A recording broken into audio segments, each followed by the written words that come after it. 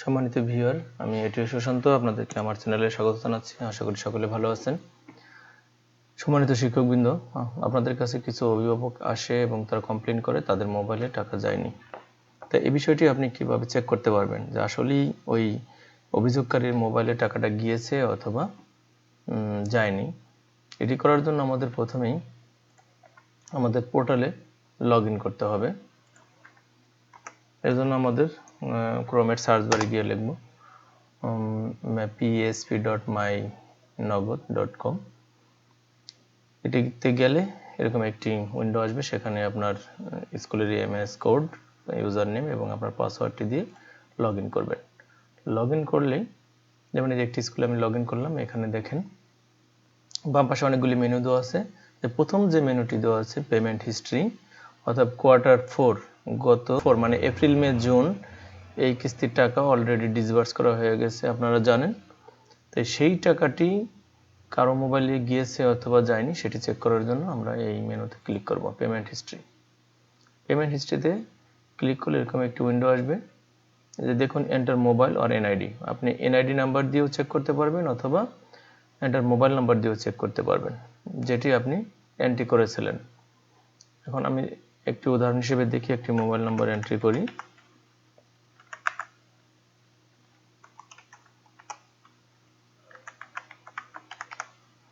এই মোবাইল নাম্বারটি লিখে আমি সার্চ বাটনে ক্লিক করব।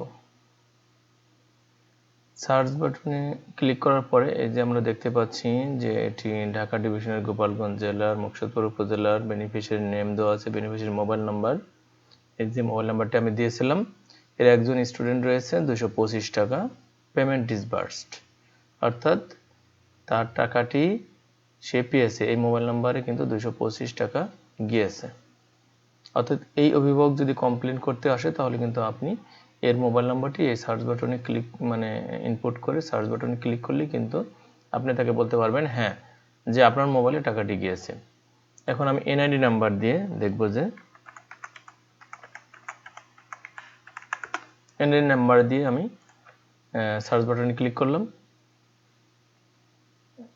এবং এখানেও একই তথ্য দেখাচ্ছে যে 225 টাকা এই কাঙ্ক্ষিত এনআইডি বা মোবাইল নাম্বারে টাকাটা গিয়েছে।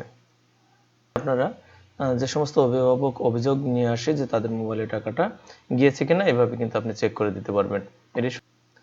তবে আপনার এই এনআইডি নাম্বার এবং এই মোবাইল নাম্বার সেটাই হতে হবে যেটি আপনি এন্ট্রি করেছিলেন। এইখানে যদি কোনো ম্যাচিং না দেখায়, যেমন আমি ধরে নিলাম যে আমার নাম্বারটি দিয়ে দেখি যে এই নাম্বারে কোনো টাকা গিয়েছে কিনা। দেখেন এই নাম্বারটি এই নগদের সিস্টেমে আসলে এন্ট্রি নাই, যার জন্য দেখাচ্ছে নো ম্যাচিং রেকর্ডস ফাউন্ড, অর্থাৎ এই নাম্বারে কোনো টাকা যায়নি। তা এতক্ষণ আমার সাথে থাকার জন্য আপনাদেরকে আন্তরিক ধন্যবাদ। আমার ভিডিওটি ভালো লাগলে লাইক দিবেন, শেয়ার করবেন এবং সাবস্ক্রাইব করে না থাকলে সাবস্ক্রাইব বাটনে ক্লিক করে পাশে থাকবেন।